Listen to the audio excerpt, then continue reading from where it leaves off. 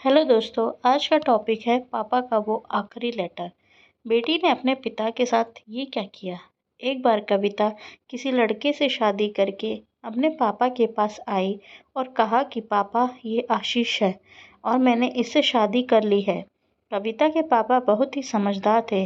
उन्हें कविता की ये बात सुनकर गुस्सा तो बहुत आ रहा था, लेकिन उन्होंने बिना गुस्सा किए बस कविता से कहा कि तुम दोनों घर से निकल जाओ। कविता ने कहा, पापा आशीष के पास अभी कोई काम नहीं है, प्लीज़ कुछ दिन अभी हमें यहाँ रहने दीजिए। लेकिन कविता के पापा ने फिर से कहा कि तुम दोनों यहाँ से निकल जाओ। कुछ सालों बाद कविता के पापा की मौत हो गई। दुर्भाग्यवश आशीष ने भी कविता को छोड़ दिया था और कविता एक रेस्टोरेंट चलाकर अकेली ही अपने एक बेटे और बेटी का पालन पोषण कर रही थी। कविता के ताऊ ने उसे ये खबर दी कि अब उसके पिता नहीं रहे। कविता को ये खबर सुन बिल्कुल भी दुख नहीं हुआ।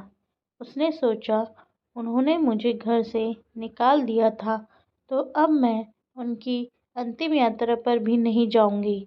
लेकिन कविता के ताऊजी के समझाने के बाद वो पापा के अंतिम यात्रा पर जाने के लिए तैयार हो गई। कविता अपने पापा के अंतिम यात्रा पर गई, लेकिन उसे अपने पापा की मौत का कोई दुख नहीं था। कविता के पापा की आज 13वीं थी। सभी का क्रियाक्रम पूरे हो चुके थे। सभी मेहमान भी जा चुके थे। तभी ताऊजी ने कविता को एक पत्र दिया और कहा कि ये तुम्हारे पापा ने मुझे तुम्हें देने को कहा था। कविता कमरे में गई और पत्र खोला। उसमें लिखा था, मेरी प्यारी गुड़िया,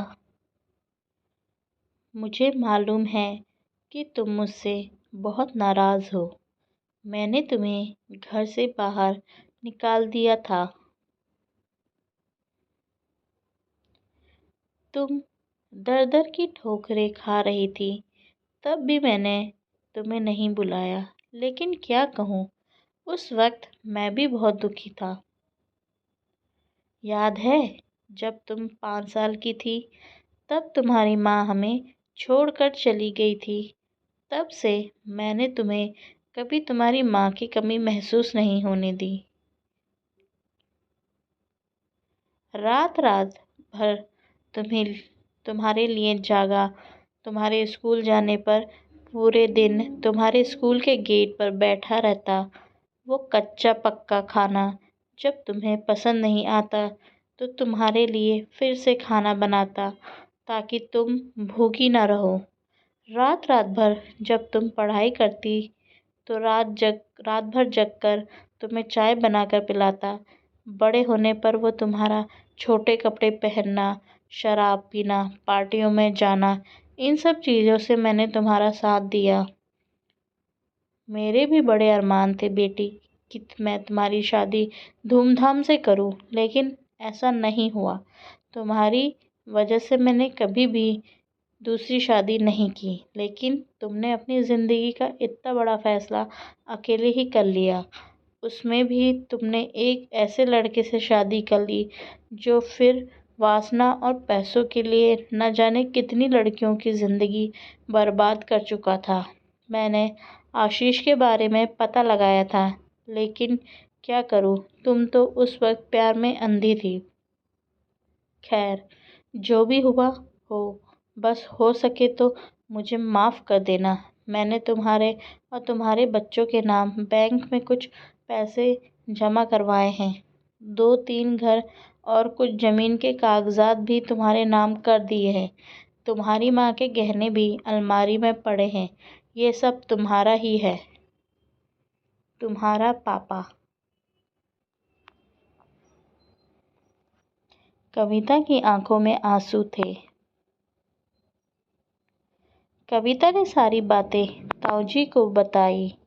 ताऊजी ने कहा, कविता, जो पैसे मैंने तुम्हें घर और रेस्टोरेंट खोलने के लिए दिए थे वो भी तुम्हारे पापा ने ही मुझसे दिलवाए थे। ये बात सुन तो जैसे अब कविता के दिल में एक तूफान सा उठ गया था।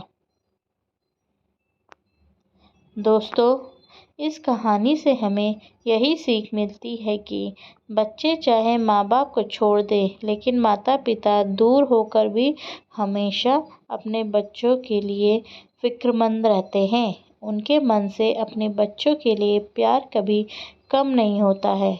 इसलिए हमेशा अपने माता पिता का आदर करें।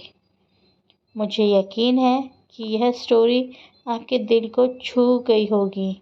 तो यह स्टोरी अपने दोस्तों के साथ शेयर करना ना भूलें। और मेरे इस चैनल में अगर आप नए हैं तो चैनल को सब्सक्राइब ज़रूर करिए। लाइक, शेयर और कमेंट ज़रूर करना। धन्यवाद।